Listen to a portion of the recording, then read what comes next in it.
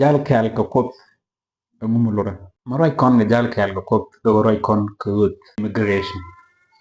man lot ke misha wa jal kel ko kop do tege kap to kwenyi be jallu yena jaw tege kap dangwan be jal kel ko komnyal kabinyam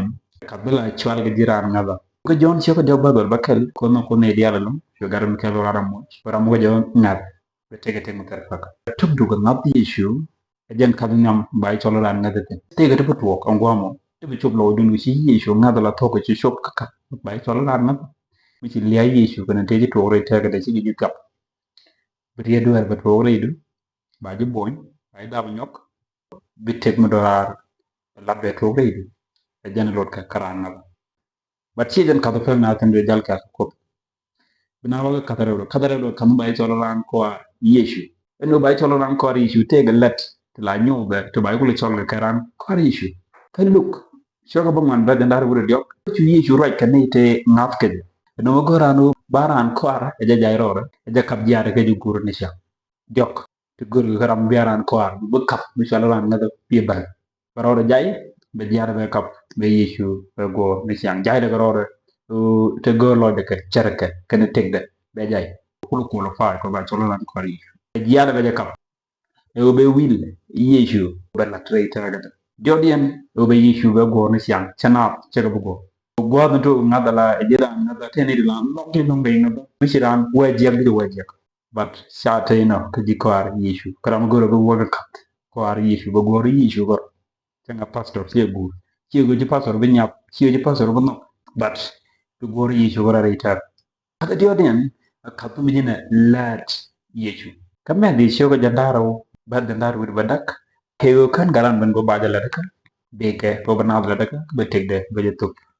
kinen dia ke look shaga waraw ba den mo andu rew ci yi ci ko jiyok nga bialat ma ngata ka pel bu ko raja jaga bod la ni ke be daga me den ko guardian to daga lat bu ko raja jak jana wo cok e ko mo antu la gol ke bi jakko bi dina lat men ñam mutual ke loj pe jan mo jiga lo nga be cok loy don gori je bi dina lat rewde nga ngadama ego be kwani yishu be shobga ka be jinga tere itaga nei to one de yone go kinde ga jaka khandien but dara no ngok ko bi yonga ji sika no bo ngaj anta ci mo waka ja peaceful net link on no mala mo jiga long ko shimi jiya bulat ki mala mo jiga long ko be temptation be resist faithfulness ano be mo ko long bo ko shi kwak ni jaka mi sika ba bios jin mi shi peaceful re do ko ci jiya bulat e yishu ji ja ko la mi be jiya go mo bulat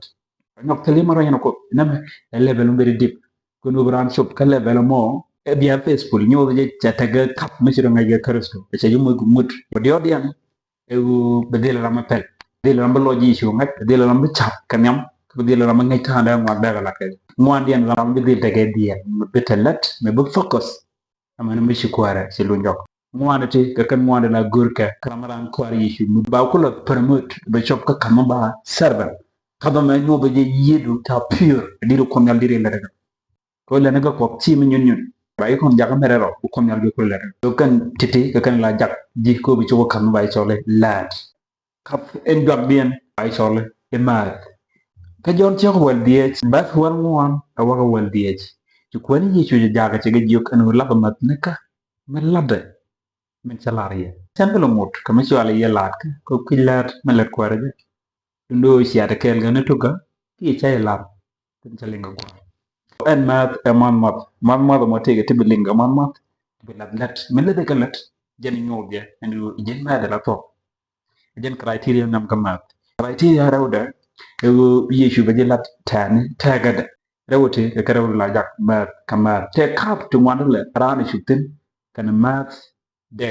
tele yen tan ko yen ga ñuak set ka bra kan jawba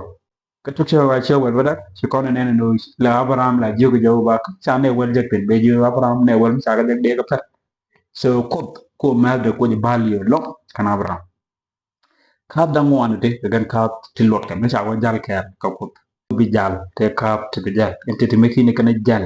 ngod ci jal ka ko ki mi ci jal ka ko to ka ci to ka kap mi wala ran na da if you stuck ten ci wo woni gor je bi video ma bi share ko ba go jani captain ko do la create ga den kata ma daga wa woni am de re na shalom